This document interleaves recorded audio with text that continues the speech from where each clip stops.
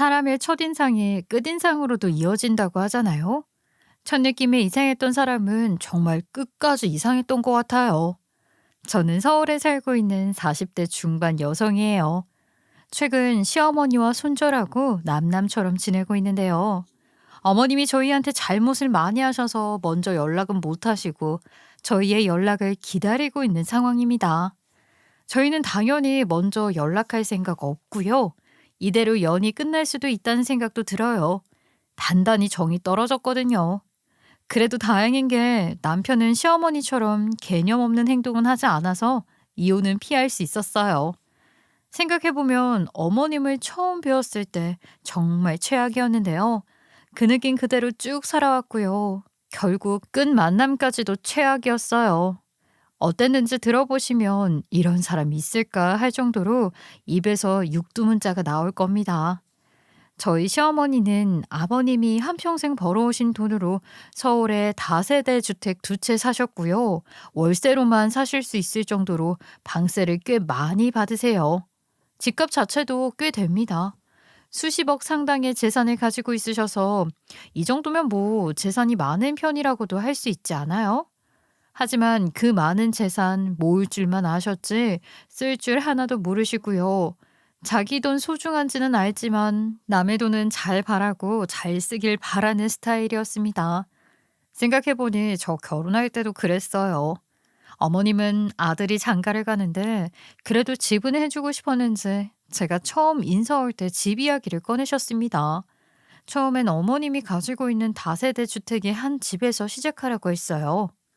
요즘 집값 비싸지. 대출 받아서 집 산다고들 하더라. 사람들이 하나는 알고 둘은 몰라. 아이, 그러면 대출금 때문에 생활이 힘들어지는 줄 모르는 거지. 맞아요, 어머님. 저도 어머님과 같은 생각이에요. 그래서 저희도 무리하지 않는 선에서 시작하려고요.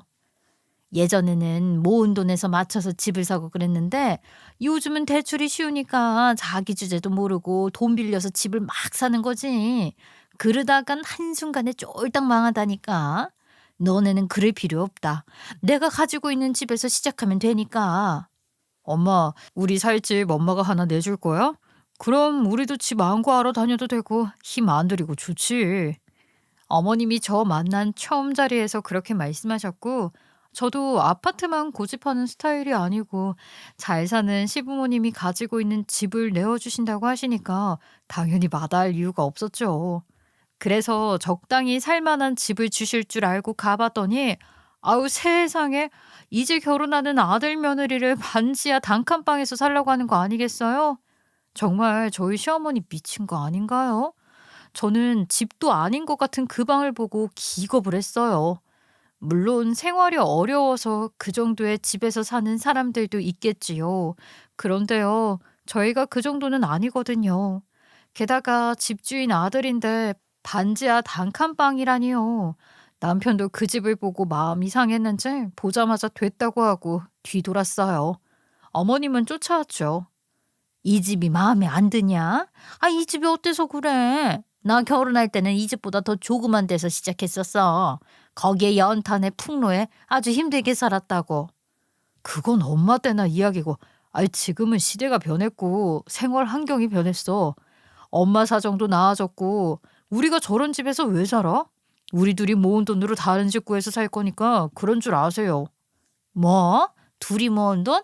그거 얼마나 되는데? 니네들이 얼마나 모아봤자지. 얼마 모았는데?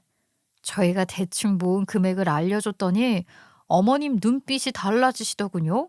그러더니 따라오라고 하더니 어머님 집 3층에 있는 40평대 방 3개짜리 집을 보여주는 거 아니겠어요? 심지어 그 집 비어 있었고요. 말끔하게 집도 수리되어 있었습니다. 이런 집이 있었음에도 처음부터 안 보여줬던 이유는 왜 그랬을까요? 공짜로 주려니까 배알이 꼴린 거겠죠. 그러니까 저희도 돈 있다고 따로 집 알아보겠다고 하니까 그제서야 그 정도 가격이 되는 집을 보여준 거라고 생각해요. 그때 딱 느꼈습니다. 어머님은 돈이라면 자식이고 뭐고 가리지 않는다는 걸요. 남편은 오히려 그 큰 집 보고 더 열받아 했어요. 저 연애 3년 했는데 남편 그렇게 화난 모습 그때 처음 봤습니다. 결국 어머님께 한 소리 했어요. 아, 엄마, 지금 아들 가지고 장사하는 것도 아니고 이게 뭐 하는 거야? 집 있으면서 아들한테 주려고 하니까 아까웠어? 나 어디서 뭐 주워온 자식이야? 아, 내가 후레 자식이냐고. 그냥 주기 싫으면 처음부터 집 이야기를 꺼내줄 말든가. 단칸방은 그냥 줄 순 있고 이 집은 그냥 주기 싫은 거야? 나 그냥 결혼 안 할게. 나 이 사람한테 쪽팔려서 결혼 안 하고 평생 엄마네 집에서 엄마가 해주는 밥 먹으면서 엄마 부려먹으면서 살 거야. 내가 그랬으면 좋겠어? 내가 자식 노릇도 못하고 그렇게 살았으면 좋겠냐고. 아유, 이 녀석아. 그래, 알았다, 알았어. 그럼 5천 깎아줄게. 너희가 어디 가서 이 정도 되는 평수에서 살 수 있을 줄 알아? 네 엄마니까 이렇게 해주는 거야. 완전 포인트 잘못 짚으시고 인심 쓰시는 척했고요. 말끝마다 저희를 무시하는 말투에 저도 심기가 뒤틀렸습니다. 어머님이 왜 그러는지 모르겠어요. 저희 둘 다 남들이 부러워할 만큼 번듯한 회사 다니고요. 남편도 알뜰살뜰 모아서 그때 차도 사고 돈도 9천만 원 모았어요. 저도 마찬가지였고요. 어머님이 보시기에는 저희가 흥청망청 써서 돈이 없어 보인 건지 아니면 아들 장가는 보내야겠고 집은 해줘야겠는데 며느리랑 좋은 집에서 살게 해줄 생각이 없었던 것 같기도 하고 아무튼 그 속을 모르겠었죠. 그저 제 눈에는 자식한테까지 돈돈거리는 못된 시어머니로만 보였습니다. 어머님은 자꾸 니들이 하면서 저희를 자꾸 무시했지만 그러거나 말거나 나는 신경도 안 썼어요. 어차피 안 할 거니까요. 남편도 그날 어머님과 역대급으로 싸웠다고 하네요. 어머님이 자꾸 별 이상한 소리 할까봐 남편은 바로 다음날 보란 듯이 역세권의 대형 아파트로 전세를 얻어 신혼집을 차렸습니다. 저희 시어머니 대박이죠. 이게 저와 시어머니의 첫 만남이었습니다. 앞으로의 결혼 생활이 파란만장하겠구나 저도 느꼈어요. 하지만 누구보다 올바른 생각과 확실한 자기 주장을 하는 남편이 있어서 남편 믿고 결혼했던 것 같아요. 결혼도 하기 전부터 중간 역할 잘하고 시댁보다는 저를 더 위하는 마음을 느꼈거든요. 신혼집을 얻을 때 위치가 좀 고민이 되긴 했어요. 남편도 저도 회사가 서울이고 남편은 중구, 저는 강남. 그래서 중간 지점을 봤는데요. 저희가 원하는 라이프 스타일에 신도림이 딱이더라고요. 교통의 요충지이고 저희가 모은 돈과 지하철역까지의 거리도 따져보니 이만한 집이 없었죠. 그런데 망설여졌던 이유는 시댁이 바로 신도림이었기 때문입니다. 이곳 아니어도 원하는 곳 있으면 그곳으로 가도 돼. 하지만 지하철역까지 거리가 좀 멀어지고 내가 자기 회사 쪽으로 더 간다고 하면 살만한 집이 없어. 어떻게 해야 할까? 우리 엄마 때문에 내가 불편해서 자기도 불편할까 싶고. 나는 괜찮아. 어머님하고 마찰이 있으면 잘 풀어가면 되지. 집값이 뭐 한두 푼이야? 우리가 어머님 아예 안 볼 것도 아닌데 집이 거기가 괜찮으니까 그렇게 하자. 집을 구하는데 저희 예산에 생활 패턴에 맞는 곳이 신도림밖에 없더라고요. 신도림이 위치는 참 좋은데 시어머님 집도 그쪽이라 좀 망설여졌지만 남편이 그때부터 중심을 잘 잡아줬던 것 같아요. 대처를 잘해줘서 큰 어려움이 없이 살았던 것 같습니다. 그리고 시간이 흘러서 저희도 애를 낳았어요. 맞벌이 부모들은 다 아실 거예요. 일하면서 애 키우기가 얼마나 힘든지를요. 어머님은 저희가 애를 낳은 후부터 딱 밖에서만 만나셨어요. 왜냐하면 애들 오면 집안 다 어지르고 어머님이 해야 할 일이 많아지니까요. 저는요, 살다 살다 이렇게 정없는 시어머니는 또 처음 봤어요. 이번부터는 밖에서 만나자. 아, 밖에서 만나면 얼마나 좋아. 맛있는 음식 먹어서 좋고 집안 안 치워도 좋고 말이야. 간단히 만나고 각자 집으로 가면 되지 안 그러냐? 네, 어머님. 저도 이런 게 간편하고 좋아요.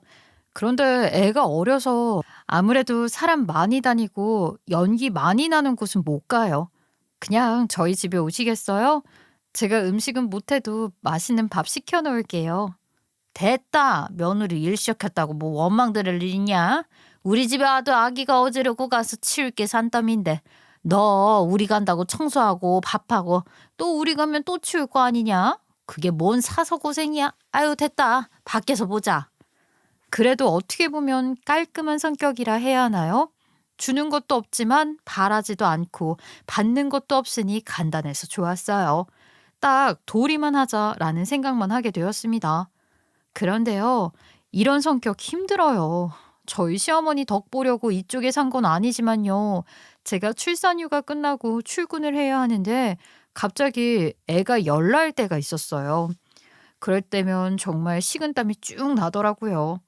둘 다 갑작스럽게 휴가를 못 쓰는 회사라 출근은 해야 하는데 애는 아프고요.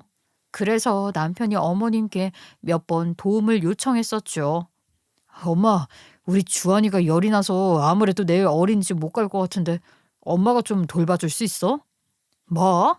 얘, 너 엄마 도움 받고 싶어서 이 동네에 사는 거야? 어? 내가 바빠 죽겠는데 아픈 손주까지 보라고? 주한이한테 내가 감기 옮으면 어쩌려고 이래? 아유, 싫다. 나는 늙어서 애 보는 일하는 거 탁질색이야. 그래서 내가 너네 임신했을 때 딱 말하지 않았냐? 나는 절대로 애 안 봐줄 거라고. 네 장모를 부르던지 아니면 요즘에는 뭐 도우미도 잘 구해진다는데 도우미라도 구해라. 아유, 나는 딱 싫다. 남편이 어머님께 몇 차례 도움을 요청했지만 별일이 없으신데도 불구하고 손주를 안 맡아주시려고 했어요. 네, 저희도 어머님이 거절할 거라는 거 잘 알고 있었어요. 그래도 발등에 불이 떨어졌을 때는 옆에 있는 사람한테 의지를 하게 되잖아요. 어머님은 한결같이 저희 애 봐주는 걸 거절하셨고요. 저희가 급할 때마다 노원에 사는 저희 엄마한테 SOS를 치게 되었고요.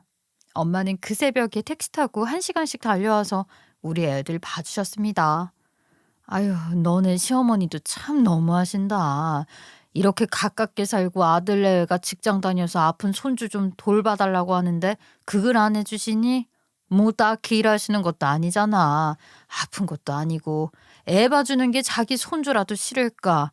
이렇게 예쁜 아기를. 안 그러니? 그러게 말이야. 욕해봤자 뭐해. 내 입만 아프지. 아휴, 우리 어머님 별난 거 알잖아. 손주는 아들보다 더 예쁘다는데 애가 기어다니니까 딱 발을 끊게 하시더라고. 집 어지른다고 싫어하시더라. 그게 어머님 성격이지 뭐. 그래도 그렇게 우리한테 안 해주시고 우리도 뭐 안 해드리고 어머님도 안 바라니까 이런 건 좋긴 좋아. 남남 같고 좋아 아주. 장서방이 고생이지 뭐. 중간에서 얼마나 힘들겠어? 장서방은 잘 컸는데 어떻게 저런 어미 밑에서 잘 자랐는지 몰라. 신랑이 그러는데 어렸을 적부터 책을 많이 읽었대. 부모 사랑 못 받은 걸 책으로 지혜를 쌓고 해탈하고 고뇌하면서 자란 것 같아. 나는 그러지 말아야지. 뭐 이런 거 있잖아. 아, 나는 우리 애 잘 키워야지. 시어머님을 보면서 항상 생각했어요. 그래, 내 자식은 내가 알아서 키워야지 하며 내 마음을 더 달랬던 것 같고요. 나는 저런 부모가 되지 말아야지 하는 생각도 같이 했습니다. 그렇게 저희 친정엄마가 저희의 갑작스러운 호출에 달려온 지 3번째가 되던 날, 저는 큰 결심을 하게 되었어요. 여보, 우리 이사 가자. 이대로는 안 되겠어. 우린 누구라도 도움이 필요해. 애는 너무 어리고 회사는 다녀야겠고, 무슨 일 있을 때마다 자는 엄마한테 전화해서 새벽같이 달려오라고 할 수는 없잖아. 우리가 그냥 엄마 집 근처로 이사를 가자, 차라리. 엄마 곁으로 가서 엄마 도움받으면서 사는 게 훨씬 더 나을 것 같아. 그럴까? 나도 그 생각하긴 했었어. 우리가 이 동네에서 굳이 우리가 살 이유가 없어. 물론 출퇴근 시간이 좀 더 걸리긴 하지만 우리 아이를 위해 어머님 근처로 가자 그럼. 나도 그런 게 좋겠어. 저는 이사를 결심했습니다. 그리고 이참에 이사 가는 거 그쪽에서 자리를 잡고 애도 키울 수 있게끔 집을 사려고 했어요. 저희는 전세금을 빼고 모아놓은 돈과 거기에 친정에서 어느 정도 집을 사라고 도와줬어요. 그런데 1억 정도가 모자랐어요. 웬만하면 은행빚 없이 가고 싶어서 대출은 알아보지 않았고요. 혹시나 하고 어머님께 기대도 안 하고 물어봤어요. 엄마, 우리 이사 갈까 하는데 아무래도 주한이 아플 때 봐줄 수 있는 사람이 필요한데 엄마는 뭐 안 봐준다고 했으니까 장모님한테 맡길 건데 거리가 너무 멀어서 장모님네 근처로 이사를 가려고. 이왕 가는 김에 자리를 잡을까 하는데 1억 정도가 모자라네. 혹시 엄마가 빌려줄 수 있어? 안 되면 말고. 그럼 은행 갈 거니까. 뭐? 1억? 딱 1억만 모자라?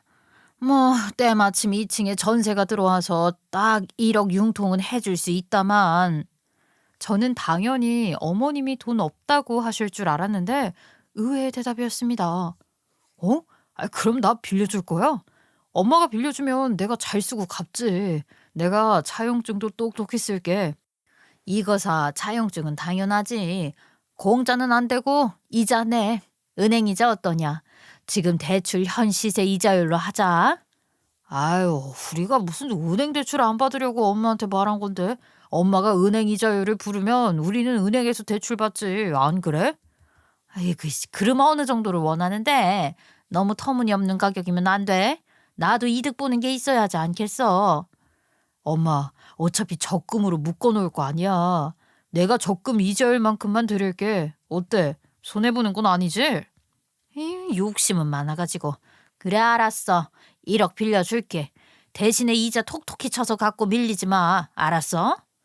그때는 마음이 급해서 어머님이 웬일이야 하고서 차용증도 쓰고 돈을 잘 받아서 집을 샀어요. 결혼 10년 만에 첫 내 집이 생긴 순간이었습니다. 오래돼서 낡고 깨끗하지 않은 집이었어요. 비록 돈이 없어서 인테리어는 하지 못했지만 내 집이라는 것에 애정이 쏟아졌습니다. 사실 저희 친정에서는 저희가 집 산다고 하니까 5천만 원 그냥 내주셨어요. 어머님은 정말 한 푼도 보태지 않으셨으면서 저희 집에 와보시곤 집이 낡았네, 볕이 안 좋네, 어쩌네 하면서 훈수를 두셨고요. 탐탁지 않아 하셨지만 어머님이 사실 집도 아닌데 당신이 뭘 어쩌겠어요? 자기 마음에 들어서 뭐 하나요? 우리 마음에 들어야지요. 아니 그래요? 집들이 때도 어찌나 돈돈거리며 빌려준 돈 제때 잘 갚으라고 신신당부 소리에 귀에서 피가 날 지경이었습니다. 하루라도 늦으면 분명 노발대발할 게 뻔했어요. 그래서 남편과 마음을 다 잡았죠. 절대 무슨 일이 있어도 어머님 돈은 매달 제 날짜에 정확한 금액으로 꼬박꼬박 넣자고요. 어머님 돈돈거리는 소리 너무 듣기가 괴로웠거든요. 그래서 다달이 이자 쳐서 원금 플러스 이자 갚고 있었습니다. 그리고 출퇴근 시간이 좀 길어져서 친정엄마한테 아예 아이의 등하원을 부탁드렸습니다. 저희 친정엄마는 매일 저희 집으로 출근을 해서 저희 아이를 봐주니 저희도 편했고 엄마도 만족스러워 하셨어요. 내가 그전에는 그냥 시장만 다니고 동네 아줌마들이랑 공원에서 산책하고 수다나 떠는 게 전부였잖아. 허송세월 보내는 것 같은 느낌이었는데 우리 준환이가 온 후로는 내 삶이 180도 달라졌다니까. 뭔가 활기차졌다 할까? 나는 엄마한테 우리 애 맡겨서 미안한데 준환이가 힘들게 하진 않는지 엄마가 힘들지는 않은지 나는 걱정이 많이 돼. 그래서 집에 일찍 오려고 노력하고. 아니야, 그런 생각 하지 마. 엄마는 우리 손주 보는 것만으로도 너무 좋지만 매일 너네 집에 와야 하니까 일자리가 생긴 것 같다고. 좋아. 바쁘게 지내는 게 치매에도 좋대. 엄마, 정말 고마워. 엄마 아니었으면 나 이렇게 못 살았어. 아마 내가 회사 그만뒀겠지? 나 일할 수 있게 해줘서 고마워. 네가 내 1호 자식인데 뭘 그렇게 고맙다고 해. 부모가 자식 거두는 게 당연한 거지. 칭찬받을 일 아니야. 내 새끼들 내가 할 수 있을 때까지 내가 지켜준다는데 미안해하지도 말고 고마워하지도 마. 엄마 사랑이니까 그냥 받아도 돼. 알았지? 그 전에 저희끼리 살 때보다 더 집안 분위기가 화기애애해졌고요. 이사 와서 엄마 도움을 받으니 저희도 편하고 아이도 편하고 엄마도 즐거워하셔서 모두가 윈윈이 되었어요. 이사 오길 참 잘했다고 생각했죠. 여보, 우리 이쪽으로 이사 오니까 너무 편하지 않아? 엄마가 애도 봐주고 청소도 해주고 반찬까지 해주니까 말이야. 당신도 참 못난 딸이다. 우리 애는 우리가 알아서 키우자고 그렇게 신신당부했던 사람은 어디 갔어? 에휴, 장모님 무릎도 안 좋으신데 우리 애 봐주시기 힘드실 거야. 그래서 내가 우리 애 봐주는 금액에 더해가지고 어머님 용돈 더 드렸어. 정말? 벌써? 아휴, 당신 정말 최고다. 나 진짜 감동했어. 어떻게 그럴 생각을 했어? 어차피 어머님이 우리 애 매일 등하원 해주실 거잖아. 그리고 애 하나 키우는 게 얼마나 힘든지를 우리도 알잖아. 우리보다 체력도 더 안 좋은 장모님이 얼마나 고생하실지 나는 아니까 너무 감사하더라고. 당신은 진짜 아유 나보다 우리 엄마한테 잘하는 것 같아. 그래서 내가 너무 고마울 때가 많아. 내가 당신한테 미안하지. 우리 엄마가 평범한 사람이었으면 이처럼 무시받고 살진 않았을 테니까 말이야. 결혼 10년 차가 되니 저희는 서로에게 고맙고 미안한 존재가 되었어요. 항상 짠하고 미안해하는 존재가 되어서 남편이 더 아껴주긴 해서 좋긴 하지만요. 그런 생각 아예 없이 홀가분하고 산뜻하게 살고 싶다는 생각이었습니다. 그러다 일이 생기게 되었습니다. 항상 불행은 가장 행복할 때 찾아온다고 하잖아요. 저희가 이사 가서 행복한 일상을 누리고 있었던 때였어요. 갑작스럽게 시아버님이 돌아가셨고요.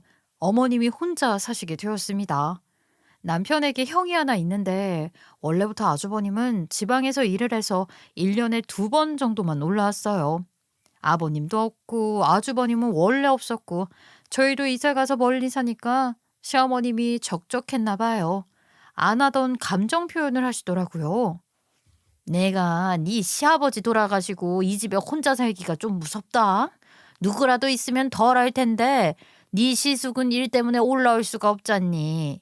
내가 너네가 이 동네 살 때는 몰랐는데 한 동네에 있다는 것만으로도 위안이 됐었나 봐. 그래서 말인데 다시 이 동네로 돌아올 수 없냐? 어머님, 아버님 돌아가시고 많이 힘드세요? 저희가 자주 찾아뵐까요? 아휴, 어머님은 집에서 만나는 거 싫어하시죠? 그럼 어머님네 동네에서 봬요. 제가 종종 갈게요. 이사한 지 얼마 안 됐는데 또 이사 갈 수는 없어요. 너네가 이쪽으로 다시 이사 오면 내가 우리 준환이 봐줄게. 너희 그것 때문에 이사 간 거잖아. 이쪽으로 오면 네 친정엄마 못지않게 내가 애도 잘 봐주고 너네도 잘 챙겨줄게. 이제 와서 어머님이 왜 이럴까요? 아버님이 돌아가신 게 그렇게 충격적인 건지 완전히 다른 사람이 되어 있었어요.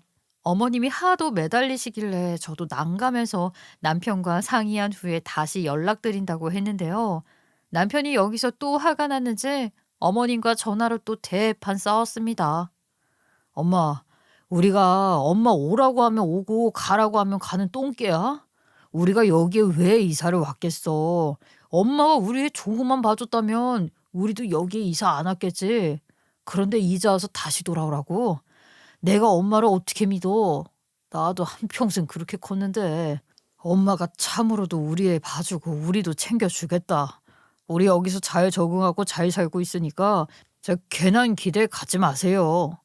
내가 오죽하면 그러겠냐? 내가 오죽하면 이래. 마음이 허전하다고. 이 집에 혼자 있기가 무섭다고. 그래서 그러는데 차식이 되는 놈이 엄마를 모른 척해. 이 썩을 놈. 생각을 해봐. 이사 온 지 지금 몇 개월 안 됐어. 그런데 이 상황에서 엄마가 외롭다고 다시 이사를 간다고? 싫어요. 안 해요. 그럼 엄마가 오던지. 내가 거기를 어떻게 가? 생판 모르는 곳인데. 그 동네 가서 엄마가 어떻게 사냐? 아이 됐다. 아들놈들 다 필요 없어. 자주 가면 되잖아. 엄마도 이사 못하고 우리도 이사 못하는데 그게 최선이라니까. 그리고 바쁜 와이프한테 전화해서 이상한 소리 하지 말고 나한테. 미친놈. 네 처가 그렇게 좋냐? 그렇게 좋아? 남편 복 없는 년은 자식 복도 없다던데. 아이고 내 팔자야. 섭섭치 않게 저희가 자주 찾아뵙겠다고 하고 전화를 끊었어요. 그런데요, 시어머니는 삐쳐선 한 달을 아무 소리 안 하시더라고요. 아니, 상식적으로 말이 되는 소리냐고요. 누구도 그렇게 말을 안 하죠. 이사 간 지 얼마 안 된 아들 내외한테 다시 이사를 오라니요. 말도 안 되는 소리였고요. 남편은 어느 순간부터 어머님이 전화를 받지 않으니 그냥 저한테도 하지 말라고 해서 저도 모른 척하고 있었습니다. 그리고 한 달이 지났는데 잠자코 있는 줄로만 알았던 저희 시어머니가 뭘 계획하고 있었는 줄 아세요? 어머님은 가지고 있던 집들 다 정리하시고 저희가 사는 노원으로 오시겠다고 하시더라고요. 저 그 말 듣고 미저리인 줄 알았습니다. 집 싹 다 팔려고 부동산에 내놨더니 이게 순식간에 다 팔렸지 뭐니? 아유 이제 나도 주택 관리하기 힘들고 해서 집 한 돈으로 다 이 근처 아파트들로 몇 채 샀다. 그리곤 전세 월세 다 돌렸어. 아유 어머님 고생하셨어요. 그럼 어머님은 이제 어디서 사시려고요? 집 팔았으면 지금 살고 있는 집에서도 나오셔야 될 거 아니에요. 너네가 안 온다고 하니까 내가 가려고 한다. 너희 집 근처로 작은 아파트 하나 새 얹게. 나 혼자 사는데 큰 평수도 필요 없고 힘들게 매매 같은 거 하지 않으련다. 이번에 집들 사고 팔아서 돈도 없어. 내가 그 동네로 갈 거니까 딱 기다려라. 저희 어머님이 땅을 얼마나 좋아하시는데요. 그래서 한평생 아파트 안 사고 주택만 사서 재산을 불린 거잖아요. 그랬던 어머님에게 이 시기가 힘든 시기였는지 자신이 한평생 가지고 살아온 가치관까지 바꾸며 저희 곁에서 살고 싶다고 하시는데 아우 저희도 그때서야 어머님의 심각성을 인지했던 것 같아요. 어머님의 계획을 남편한테 바로 말했고요. 남편도 아무리 미운 어머님이지만 자신의 엄마잖아요. 그래서 좀 충격이었던 것 같아요. 어머님의 상태가 많이 안 좋다는 걸 알게 되었죠. 당신, 우리 엄마가 이쪽으로 이사 와도 괜찮겠어? 우리 엄마 솔직히 나도 불편한 사람이야. 당신이 불편할까봐 걱정이고. 나는 괜찮아. 어머님이 날 건드는 스타일은 아니잖아. 예전처럼 서로 터치 안 하고 살면 나는 정말 괜찮아. 우리 엄마가 우리 도와주시잖아. 나는 불편할 거 없어. 당신은 어머님이 이쪽에 와 계셔야 좀 안심이 되지 않겠어? 엄마를 보살펴야 하는 건 맞는 것 같아. 형이 엄마를 보살필 수 없으니까 아이 뭐 나라도 엄마를 들여다볼까 해. 엄마 이사 오면 내가 신경 써서 잘할게. 저희 둘 다 어머님이 이쪽으로 오신다는 말에 긴장이 된 건 사실입니다. 그래도 자식된 도리로서 어머님의 현재 상태가 이렇다는데 저희가 보살펴야 되는 건 맞잖아요. 더군다나 저희가 어머님 근처로 갈 수 있는 상황이 안 된다고 하니 저희 쪽으로까지 오신다고 하니까 저희가 거부할 이유는 없었습니다. 어머님은 집들을 다 정리하시고 저희 집 근처로 집을 얻으시려고 하는데 때마침 저희 친정엄마는 전세 주고 있던 아파트 계약이 끝나게 되었어요. 이제는 월세로 놓을 거라고 하면서 고칠 곳 고치고 월세로 내놨지요. 그런데 집 보러 온다는 사람이 있어서 저도 따라가 봤더니 세상에 엄마 집을 보러 온 사람이 바로 저희 시어머니가 아니겠어요? 어머나, 어머님, 여긴 웬일이세요? 혹시 집 보러 오시는 분이 어머님이셨어요? 어머야, 어떻게 여기서 다 만나니? 응, 맞아. 집 보러 오는 사람이 바로 나야. 혹시 사돈 집이세요? 예, 사돈. 제가 세놓고 있는 집입니다. 저희 집 보러 오시는 분이 사돈이실 줄은 정말 몰랐어요. 아유, 세상 참 좁네요. 사돈을 여기서 다 만나게 될 줄은 몰랐어요. 그러네요. 세상 참 좋습니다. 제 얘기 들으셨죠? 장례식에 와주셔서 감사했어요. 이제 애들 곁에서 지내려고요. 혼자 사니까 적적하기도 하고. 그렇죠. 아유, 저 얼마나 상심이 크세요. 애들 곁에서 지내다 보면 마음이 괜찮아질 겁니다. 집 한번 둘러보세요. 어머님은 집을 쓱 둘러보셨어요. 엄마가 월세로 놓으려고 마음 잡고 올수리를 한 집이라 정말 깨끗했습니다. 저도 가서 청소를 도왔던 터라 바로 입주할 만큼 컨디션이 좋은 집이에요. 어머님도 마음에 드시는지 오랫동안 훑어보시고 가셨고요. 어머님은 몇몇 다른 집들도 구경하고 갔어요. 그런데 그날 밤 저한테 연락이 왔어요. 엄마와 따로 만나자고요. 그래서 다음날 엄마와 저 시어머니 이렇게 셋이 저희 집에서 만났습니다. 제가 아무래도 혼자 살 거니까 큰 집이 필요 없고 그냥 깨끗하기만 하면 됐어요. 그게 딱 사돈이 가지고 있는 집이 딱인 거예요. 제가 월세로 놓으려고 올수리를 해놨어요. 빈집이고 깨끗하게 해놔야 오래 살고 하니까요. 어떻게 마음에 드셨다니 계약 의사가 있으신 거예요? 네, 계약 의사가 있습니다. 그런데요, 저도 월세 받아먹고 살았던 사람이라 계약을 몇백 번 해봤잖아요. 그런데 그런 계약할 때마다 부동산에서는 쥐뿔도 하는 일이 없는데 양쪽으로 복비 나가는 게 아깝더라고요. 맞아요. 그냥 소개시켜주고 계약서나 작성하는데 몇백씩 뜯어가니까요. 그거 아깝긴 하죠. 그래서 하는 말이에요. 제 신원은 뭐 확실하지 않습니까? 제가 CM이고 막말로 애들이 이혼해도 제가 어디 가는 것도 아니고요. 그래서 말인데요. 우리 사이에 계약서는 따로 안 쓰는 게 어떠실까요? 이만한 신원이 더 어디 있어요. 저 재산도 어느 정도인지 다 알잖아요. 우리 사이에 그냥 삽시다. 엄마도 시어머니 말에 혹했던 게 비싼 부동산 중개 수수료 안 나가서 좋을 것 같았고요. 아는 사람이니 집을 더 깨끗하게 쓸 것 같다는 생각에 다른 사람보다는 시어머님이 사는 게 엄마한테는 더 좋을 것 같다는 생각을 했대요. 그래서 계약서도 없이 어머님을 들어오라고 했는데요. 그게 엄마의 실수였습니다. 역시나 아는 사람이 더했어요. 시어머니가 2천에 70만 원으로 2년 살기로 해놓고선 이사 날이 다가오자 딴말을 하는 거예요. 사돈, 제가 이번에 보유하고 있는 집들 싹 다 팔고 아파트들 샀잖아요. 그러면서 여기저기에 돈 지뢰하느라 예상치 못한 비용도 많이 들었어요. 죄송하지만 그 보증금을 조금 깎아주시면 안 될까요? 예? 보증금을요? 안 그래도 다른 데보다 더 싸게 내놓은 거예요. 여기서 더 깎지 마세요. 그러면 기한을 좀 미뤄주시는 건 어떠실까요? 저도 아파트 사서 공사하고 월세로 돌린 건데 월세 받으면 그때 다 드려도 될까요? 제가 신원은 확실하잖아요. 아유, 그러면은 그러실래요? 저도 뭐 급한 돈은 아니니까 그때 받아도 상관은 없긴 합니다. 그럼 그때 드릴게요. 배려해줘서 감사해요. 한꺼번에 여러 일을 치르려니 힘드네요. 제가 꼭 그때 드릴게요. 시어머니는 보증금 낼 돈이 없다면서 돈을 깎더니만 저희 엄마가 안 된다고 하자 보증금은 본인 집 월세를 받으면 준다고 했어요. 엄마도 급한 돈이 아니긴 해서 일단은 알았다 하고 들어오게 했어요. 결국 보증금은 이사하고 나서 준다고 말을 바꾸시더군요. 어찌됐든 시어머니가 엄마 집에 이사를 하게 되었고요. 저희도 이사를 같이 도와드렸어요. 어머님은 예전과는 다르게 우리와 잘해보려는 마음이 아주 커지셨어요. 한 동네에 살게 되면서 저희와 저녁을 먹는 날도 종종 있었고요. 아이와 함께 산책을 하러 간 적도 많았습니다. 어머님이 정말 많이 달라졌다고 생각을 하게 되는데, 그런데 한 달을 산 후 엄마가 월세가 안 들어와서 또다시 셋이 만나게 되었어요. 그런데요, 어머님은 또 당황스러운 소리를 하시더라고요. 사돈.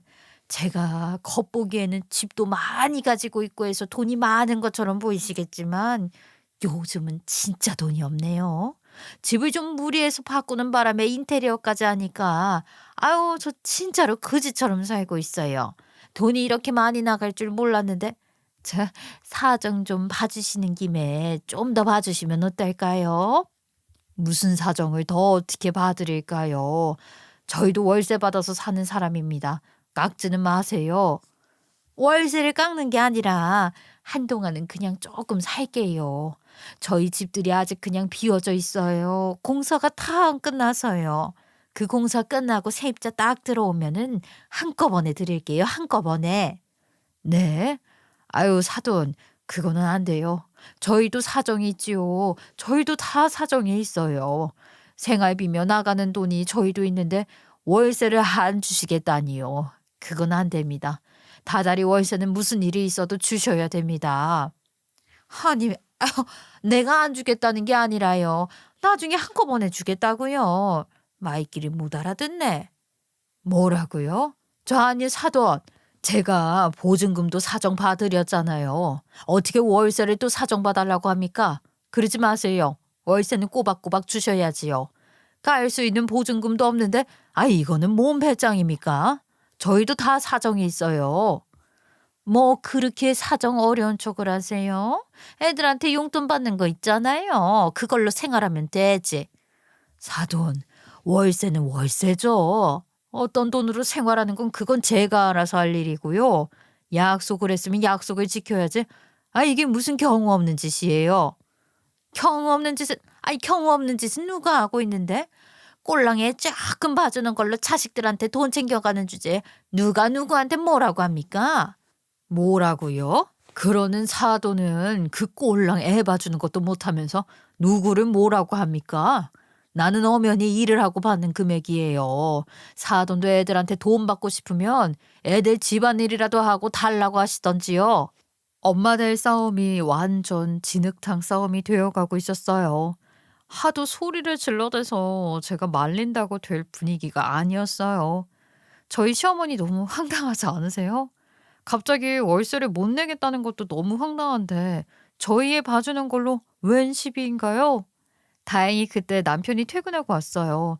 어머니들 싸움에 남편은 끼어들지 않고 한 걸음 뒤에서 바라보더라고요. 그까짓 일 그냥 해줘야지. 아니 왜 애들 돈을 가져가냐 이겁니까? 그 돈 가져갔으면 됐지 뭘 또 생활이 어렵다고 하면서 거짓말을 해요. 내 돈 내가 정당하게 받겠다는데 그게 그렇게 배알이 꼴리십니까? 아이 그러는 사돈은 세 줄 때 세입자들 사정 하나하나 다 봐줘가며 돈 안 받으셨어요? 말이 되는 소리를 하세요. 이 정도 하면 저도 했다고 생각합니다. 나는 애들이 돈 안 줘도 애 봐줬던 사람이에요. 지금도 똑같은 마음이고요. 사돈은 그 돈까지 탐냅니까? 아, 그러세요? 그럼 사돈이 애 봐주고 받은 돈 날 주면 되겠네. 그럼 내가 그 돈으로 월세 내고. 어차피 그 돈이 그 돈이에요. 이게 무슨 짓이야? 피곤한 일이라니까. 애들 돈 받으니까 그걸로 퉁치자고요. 무식하게 가족끼리 돈이나 받고. 그러는 거 아닙니다. 그러니까 어머님은 저희가 애들 봐주시는 저희 친정 엄마한테 용돈을 드리는 게 탐도 났던 거고요. 저희한테서 효도는 받고 싶고요. 애는 봐주기 싫고요. 그런 생각인 겁니다. 저 그때 완전히 눈 돌았잖아요. 무슨 계산을 저딴 식으로 해요? 그런데 저보다 보다 못한 남편이 나섰습니다. 우리 돈이 왜 엄마 거야? 우리가 번 돈은 우리 거야. 왜 우리 돈을 엄마 돈이라고 생각하고 말을 하는 거야? 정당하게 장모님 집에 들어와서 살고 싶으면 보증금 내고 월세 내. 왜 이렇게 사람 무한하게 만들어? 왜 이렇게 창피하게 만들어? 솔직히 말해. 돈 없어서 계약 못하는 거 맞아? 돈 있는데 이러는 거면 나 진짜 가만 안 있어. 예, 넌 엄마가 창피하니? 내가 너 키우려고 무슨 짓까지 했는데 내가 너 잘 키우려고 얼마나 고생했는데 네가 그런 말을 해 어디 감히. 너 같은 새끼는 필요 없다. 호족에서 아주 파버릴 거야. 앞으로 나한테 엄마라고도 부르지 마. 이 천하의 나쁜 새끼야. 어머님은 이제 남편의 말꼬리를 잡고 늘어지셨고요. 울고불고 드러눕기 시전까지 하셨습니다. 어머님이 이렇게 어물쩡 오늘을 넘기려고 하는 것 같길래 제가 나섰습니다. 네, 맞아요, 어머님. 가족끼리 무슨 돈을 받아요? 맞아요. 돈 받지 말아요. 그럼 제가 빌린 1억도 안 받으실 거죠? 제 말을 들으신 어머님은 갑자기 얼굴이 새하얗게 질려 쓰러질 것 같은 표정을 짓더라고요. 그러더니 눈빛이 달라지시더군요. 예, 그건 빌려간 돈이지 빌려간 돈은 갚아야 하는 게 맞는 거야. 이게 그 상황과 같니? 너는 그게 할 소리야? 또 제 말꼬리 잡고 늘어지시고 그 돈은 갚으라고 아주 노발대발하셨습니다. 더 이상 이런 기분으로는 말이 안 될 것 같아서 일단 집으로 왔어요. 남편도 화가 머리 끝까지 났었고요.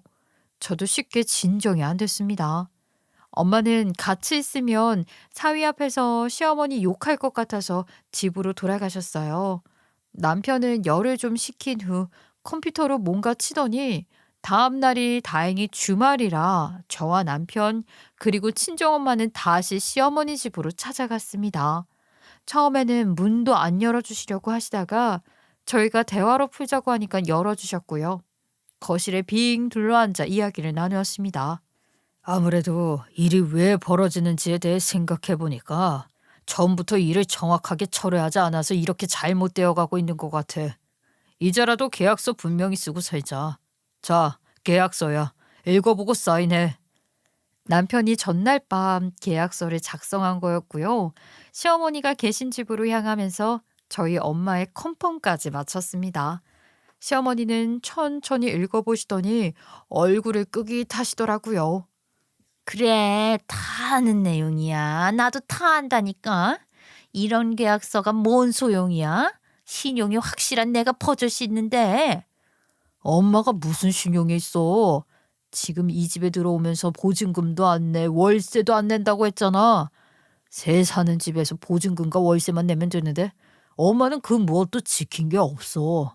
엄마는 우리 장모님한테 신용불량자야. 그러니까 정확하게 계약을 하고 돈을 언제 입금하는지에 대해서도 정확히 기재를 해. 이 자식이, 예, 아무렴 내가 그 돈을 안 줄 것 같니? 보증금은 돈 들어오면 준다고. 어제도 그랬잖아. 돈 들어오면 월세 내겠다고 하더니 갑자기 우리가 주는 돈이 있으니까 그 돈으로 살라고 월세 안 낸다고 했었잖아. 이런 게 문제가 되는 거야. 갑자기 말 바꾸는 거. 그러지 말라고 이러는 거잖아. 그래, 네 엄마 그지야. 나 아무리 해도 돈 없고, 아우 배째. 월세들 들어오면 줄 거야. 사돈도 애들 돈 다 받으면서 뭘 그러세요? 애들 앞세워서 이러지 마세요. 정말 추합니다. 계약서 작성도 하기 싫으세요? 아, 그럼 나가세요. 계약서도 없는데 여긴 내 집입니다. 주거 침입이라고요. 웃기고 있네. 구두 계약이라고 해서 문자 같은 것도 다 효력 있다고 합니다. 그런 것도 모르세요? 제가 사돈하고 나는 문자 대화들이 얼마나 많은데 그래. 제가 설마 돈을 안 주겠냐고요. 엄마, 짐 싸. 더 이상 잔말 말고 경찰 부르면 엄마는 그냥 쫓겨나. 알아? 엄마 집도 많은데 왜 남의 집에서 행패야? 누가 돈을 안 준대. 나중에 준다고 하잖아. 나중에. 사돈은 애들 돈 받는 것도 있으면서 아유 계속 이렇게 치사하게 나올 거예요. 저희가 저희 엄마께 드리는 돈은 그냥 용돈이 아니라 수고비잖아요.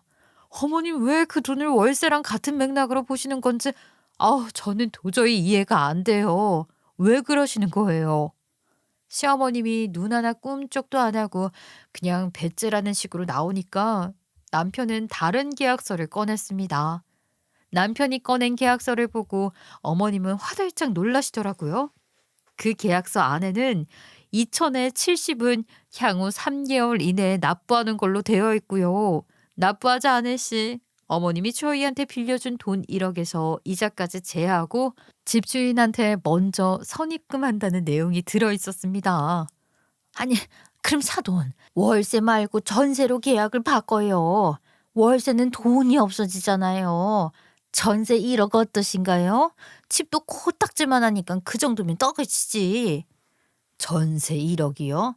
말이 되는 소리를 하세요. 이 동네에서 찾아보세요. 전세 1억짜리가 있는지. 아유 됐어요. 제가 우리 딸 시어머니라고 해서 사위 얼굴 보고 참고 있었는데요. 계약서도 없는 마당에 나가세요. 사돈과 직거래 안 합니다.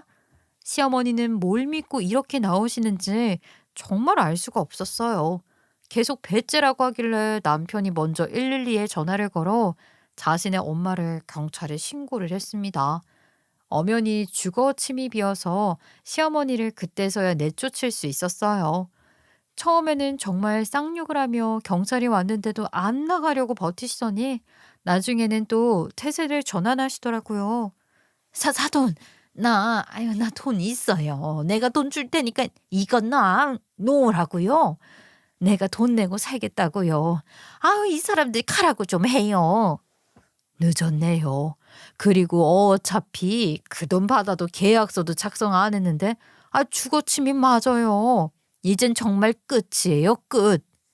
경찰서까지 저희도 조사받으러 갔고요. 저희 엄마는 단단히 화가 나서 시어머니를 끝까지 처벌하려고 했습니다. 시어머니도 엄마가 처벌 원하신다고 하니까 완전히 쪼르셨고요. 계속 저희 엄마한테 비시더군요. 내가 사실은 통장에 돈이 몇 억 있어요. 내가 욕심에 잘못을 저질렀어요. 아이 그러니까 나 여기서 나가게 해주면 바로 입금해 줄 테니까 나 좀 용서해 줘요. 네? 아이 뭐라고요? 몇 억이나 있다고요? 참네. 이 사람 이거 사기로도 쳐넣어야겠네. 우리를 그렇게 속이고 날 모욕했어요. 하비는 무슨 깜빵 가서 반성이나 하세요. 어떻게 아들 앞에서 그런 거짓말을 해요? 왜 이렇게 사람이 비굴하게 살아요? 왜 떳떳하게 살지를 못하냐고. 너무 없이 살아서 그래요. 내 삶이 피굴하게 이로운 삶이라 그래요. 쓰레기 주워서 돈 모으고 남의 집에서 빌어서 돈 벌고 그렇게 번 돈을 어떻게 써요? 그러다 보니 내 돈은 아깝고 다른 사람 돈 쓰려고 했던 거예요. 인정해요. 나도 내가 언제부터 이랬는지 모르겠어요. 사돈. 내 인생이 참 비굴했어요. 미안해요, 사돈. 나도 내가 왜 이러는지 모르겠다고요. 돈이 인생의 전부가 되어버렸어요. 어머님은 지난 날 또한 반성이 되는지 저희 엄마를 붙잡고 참회를 하듯 눈물을 흘리며 빌었어요. 엄마는 시어머니 마음이 또 이해가 됐대요. 맞아요. 저희 엄마 시절에는 자식들 밥 안 굶기고 공부 잘 시키는 게 애 잘 키우는 거라 생각했던 시절이었잖아요. 돈을 벌 수 있다고 하면 무슨 일이든 할 때였고요. 저희 엄마 또한 힘든 시절이 있었기에 저희 시어머니의 마음을 충분히 이해할 수는 있었대요. 어머님은 그렇게 살아오면서 점점 돈밖에 모르는 괴물이 되어갔겠죠. 그러다가 여기까지 오게 된 거고요. 그렇지만 여러분도 아시겠지만 이렇게 힘들게 살았다고 다 시어머니처럼 되는 건 아니잖아요. 올바르게 살고 계시는 분들이 더 많은걸요. 그리고 어머님은 저희한테 한 짓도 솔직하게 말씀하셨습니다. 이렇게 살아와서 저는 돈만 많으면 당연히 자식들도 돈 많은 부모한테 더 잘할 줄 알았습니다. 제가 사돈보다 돈이 더 많은데 애들이 사돈한테만 붙어서 잘하는 게 꼴보기 싫었어요. 사돈, 이제 아셨지요? 돈이 전부가 아니에요. 재산의 유무보다 마음이 통하는 사람한테 더 끌리는 법 아니겠어요? 저는 애들 도와주고 싶은 마음이 커요. 사돈은 다르게 생각하시는 것 같아요. 맞아요. 나는 애들한테 도움을 받고 싶어 하는 것 같아요. 애들 키우는 것도 벅찼고 다 키워놓았으니 이제는 그 노고를 돌려받고 싶었다고요. 자식을 품어야지 어떻게 바라기만 하나요? 사돈, 두 아들들이 장성해서 둘 다 잘 돼서 되돌려받고 싶은 마음이 드실 겁니다. 잘 안 됐으면 죄책감이 드셨을 텐데요. 자식은 품는 것입니다. 그러니 생각을 바꾸세요. 어머님이 하도 우시며 말씀하시길래 저희 엄마가 다독여줬다고 해요. 엄마도 시어머니 용서하지 않고 끝까지 가려다가 시어머니의 진심을 듣고는 이해가 되는 부분이 많아서 합의를 해주게 되었습니다. 시어머니는 저희 엄마 집에서 짐을 모조리 빼고 결국엔 작은 오피스텔 전세로 들어가서 사시고 있어요. 저희 엄마한테는 이런저런 이야기하면서 눈물도 많이 흘렸는데요. 저희한테는 아직 미안하다, 어쩐다, 말 한마디도 없으셨어요. 아마 어머님 자존심이겠죠. 주변에 친구들도 없었는데 혼자 외롭게 살겠죠. 저희는 저보다 남편이 더 화가 많이 나서 어머니를 두 번 다신 안 본다는 입장입니다. 저도 그냥 안 하려고요. 안 보고 사니까 편해요. 애 생각하면 할머니 보여드리는 게 맞는데 마음이 내키지가 않네요. 한동안은 이렇게 살아보려고요. 살다가 또 생각이 바뀌는 날이 오겠죠? 제 사연은 여기까지이고요. 추운 겨울 건강 조심하시고 가정의 평화가 깃들길 바라겠습니다. 감사합니다.